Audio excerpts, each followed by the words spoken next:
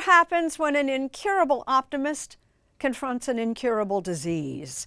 A question worth pondering with Michael J. Fox.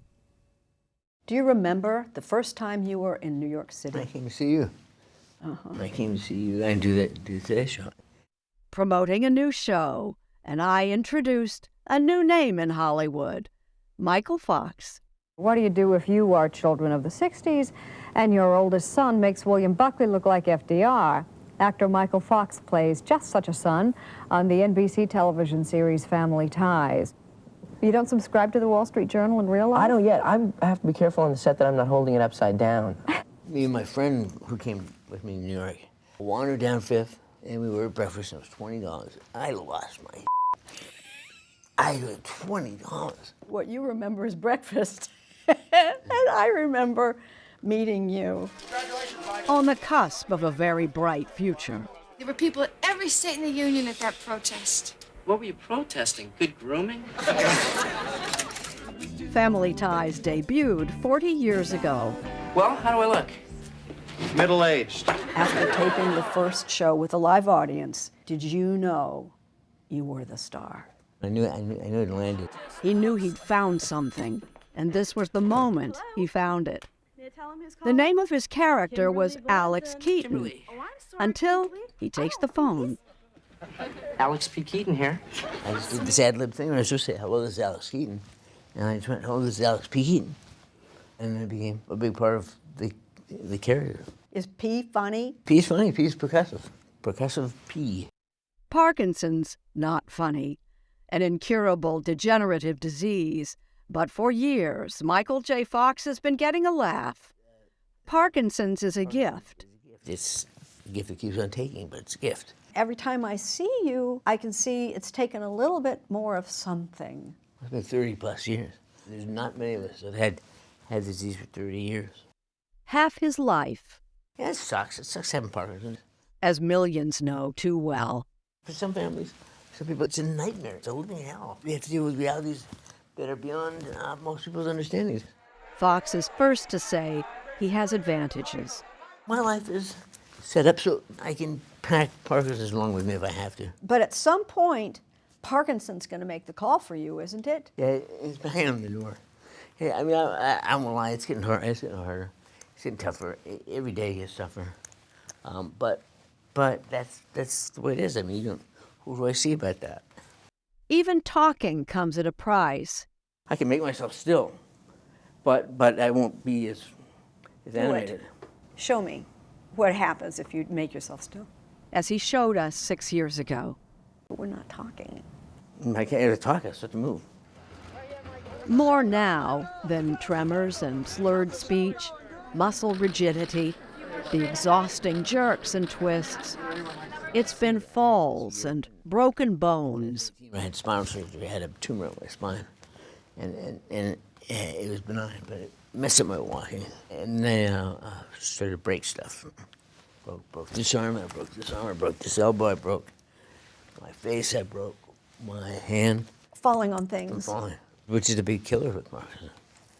It's falling and aspirating food and getting pneumonia, all these subtle ways that get you. You don't die from Parkinson's, you die with Parkinson's. I'm not gonna be 80.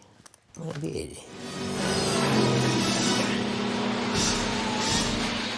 He does think about mortality, but at 61, he savors his past. I had to go through our den, our TV room, and I looked up and Back to the Future was on, I was just starting. And I hadn't seen it since like 1987, I hadn't seen it.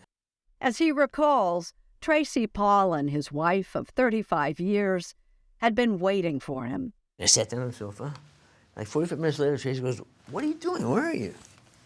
And I said, "Back to the Future's on." She said, "You're watching Back to the Future?" And I said, "Yeah, I'm really good at it." In the summer of 1985, Michael J. Fox was the hottest name in Hollywood, with not only a #1 movie, but a #2, and a top TV show. 20 to 30% of TV viewing audience was watching you. Yeah. That's not true now. On a Thursday night, walking down the hallway of the hotel, in every room I could hear Family Ties. And it was massive. How'd you handle that fame? I picked out on it. I loved it. Mike he's a genuinely great guy. In recognition of his foundation work, old friend Woody Harrelson presented Fox with an honorary Oscar last year. We did some damage. We did some damage in the 80s. You say we did some damage. We had a good time. Is it possible you did some damage? Yeah, very possible. I mean, there's so many ways that I could have hurt myself. I could have hit my head. I could have drank too much at a certain developmental period. Most likely, I think, is that I was exposed to some kind of chemical. What we say is that genetics loads the gun and environment pulls the trigger. $1.5 billion. That's how much the Michael J. Fox Foundation has raised for research, announcing a breakthrough this month, a biomarker for Parkinson's, which could mean faster diagnosis and treatment. This is, changes everything. I know with where we are right now, in 5 years, they will be able to tell if they have it, be able to tell if they're ever going to get it, we'll know how to treat it. It's great if you understand what I'm saying, but I'd rather you don't fall over. Yeah, I'm working on it. Yeah. The child I love best is one I'm with at the time. My kids are great. I love being with my family. You know what? You could put a little bit of this in there. His family all appear in a new documentary about Fox. The story of me, take 2. His life. What did it mean to be still? I wouldn't know. I was never still. His career. Wait a minute, Doc. Are you telling me that you built a time machine? And of course, Parkinson's. It's called Still. What does still imply, evoke? I can never be still until I couldn't be still. And still has other meanings. Still here. Endurance. Still committed. I'll take them all. Good, stop and reset. And we see it all. Losing his footing. All right, I'm okay. Thank you. But not his dignity or his sense of humor.